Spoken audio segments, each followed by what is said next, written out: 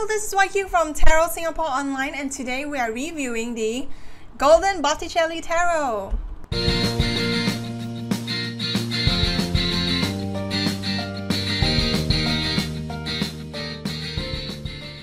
So I got the Golden Botticelli Tarot from Book Depository, and then it arrived at my place around 3 weeks, so that was pretty fast.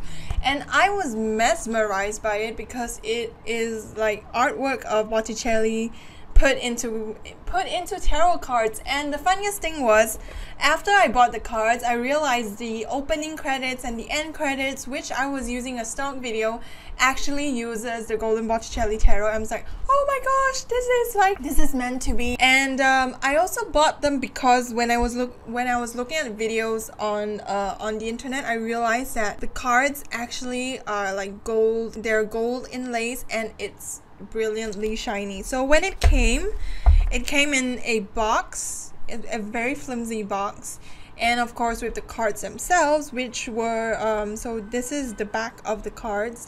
They're just like alright. And it also came with the little white book. Let's just start with like the card stock. The card stock itself is not the thickest, but it's like not too bad neither. In real life, it wasn't as like I hyped it up too much. So when it came in, it felt like, oh, okay, it's okay. But I do still like them very much. For example, this is the World, which is Venus herself. And you can see the reflection sometimes. You can see that it's actually shiny. It kind of distracts sometimes, but I do like the golden inlay. There is a little booklet, and some of the cards actually are not very Rider-Waite. I realized that a lot of cards, they look pretty scary. So when I was doing my reading for my mom, she was like, oh my gosh, this looks scary, because this is the Fool. If you look at it, it's the Fool, and then it looks, for me, it feels like he's attacked by hornets. So he's kind of like really foolish, and then he runs into things and then gets himself into trouble, which is not very, I would say not very the happy fool in the Rider-Waite, who's like, la la la la la, I'm gonna fall off a cliff, and then he is already like in like, while falling off the cliff, he runs into a hornet's nest. So he's got himself into a lot of trouble, this particular fool. I'm going to show you some of the cards. I'm going to show you all of the Major Arcanas before I pick like one of my very favorite cards among the Minor Arcanas. And for the Magician, as you can see, he's just like, let me just think about things. So he is, and you look at the gold inlays, it's great. And the High Priestess, so the High Priestess, she's just like, reading a book. For me, she doesn't bring out as much like mysticism as I would like her to be. She's more like a scholarly person, and she kind of follows the rules.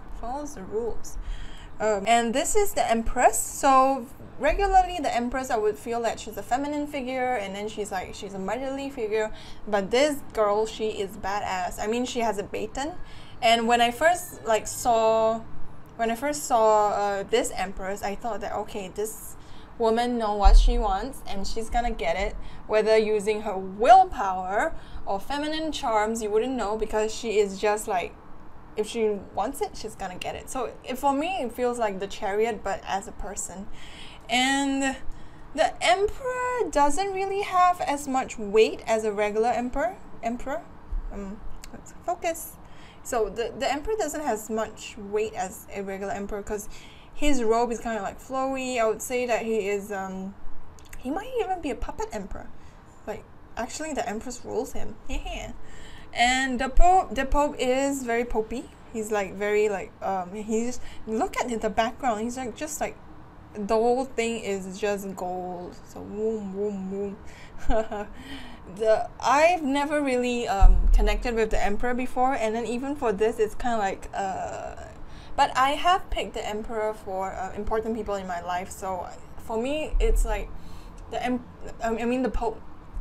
For me, when the Pope comes out, it's someone that I like would follow without like hesitation, without consideration. But maybe I do need to consider.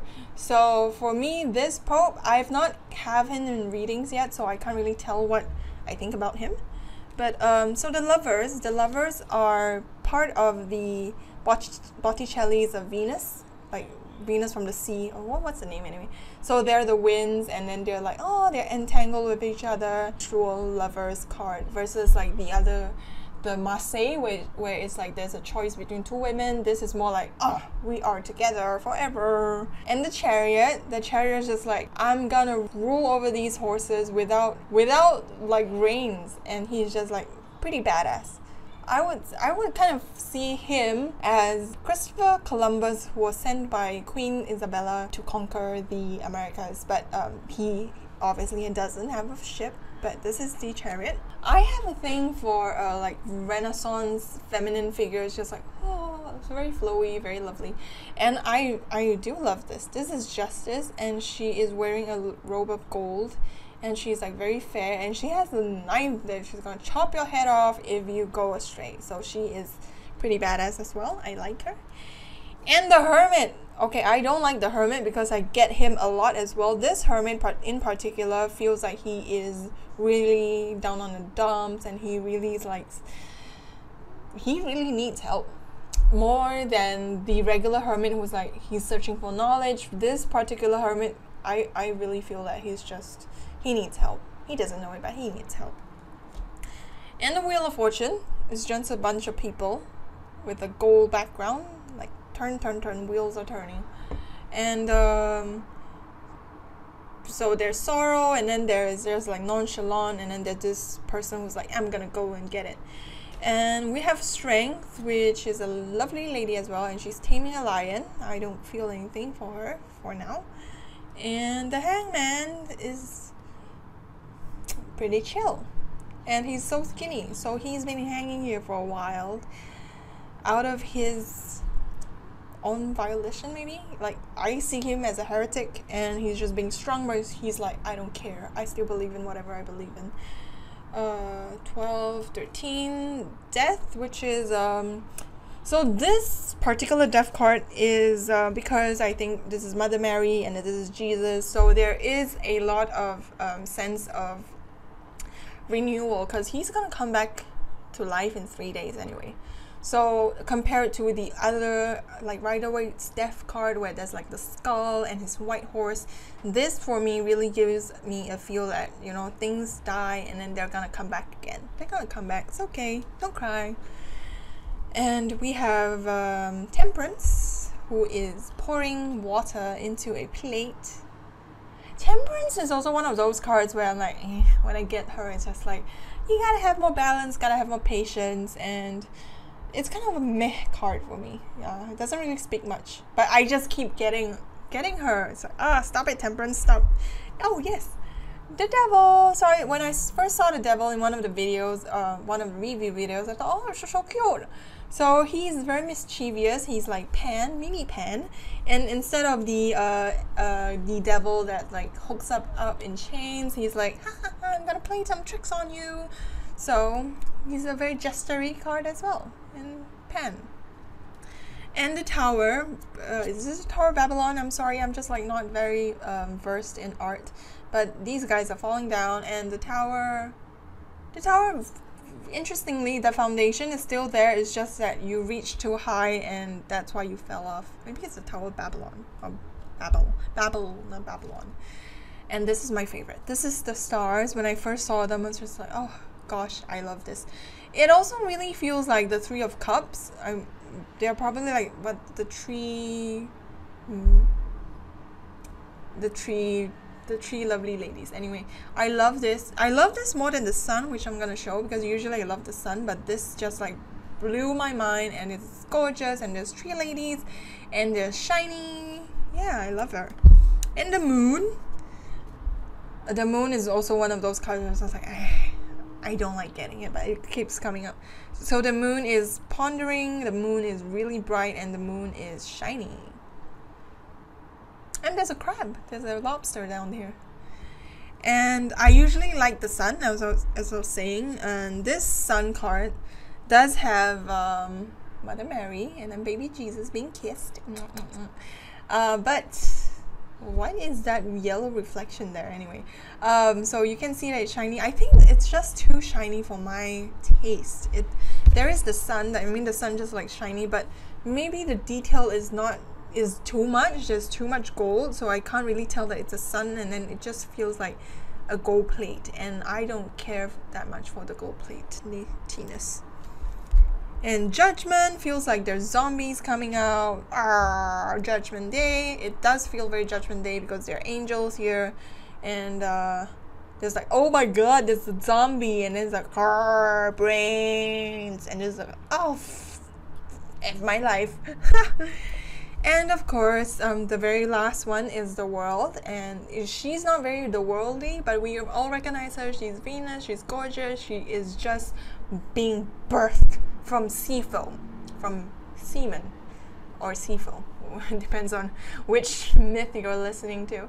Yes, I do like her, but yeah, it's alright. Anyway, I was looking at the other cards.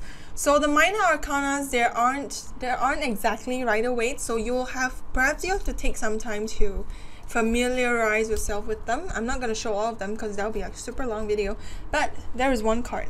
So usually I do not like the Three of Swords. If you know the Three of Swords in Rider-Waite, it is the heart that is like pierced with Three of Swords. It's so heartbreaking, and I just freaking hate that card because it just reminds me of things that I can't get and like my heart pain. But this particular Three of Swords is very encouraging.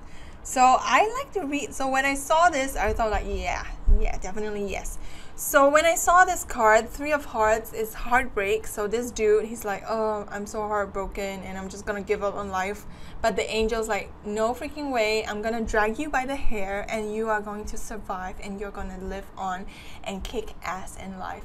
So I really like that this Three of Swords is super encouraging because so when you do have heartbreak, the Three of Swords is here, as you can see, and then this guy just like, I give up on life. And the angel's like, nope, no way, you're not giving on life because I'm gonna drag you by the hair. I'm gonna make you see that life is still worth living, and that's why I love it very much.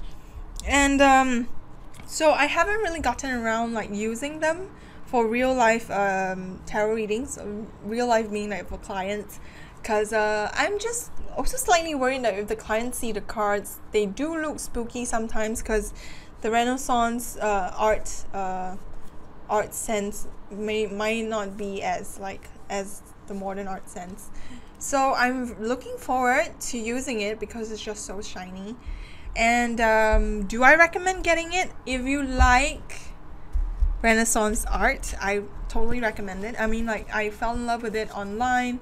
I look at it, it's meh, but I mean, if I look at it in real life, it's kind of like but I think I will grow into loving them, and I especially like that the Three of Swords is not like too heartbroken-y.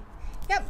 So that's the video for today. Thank you so much for watching, and I'll see you next time.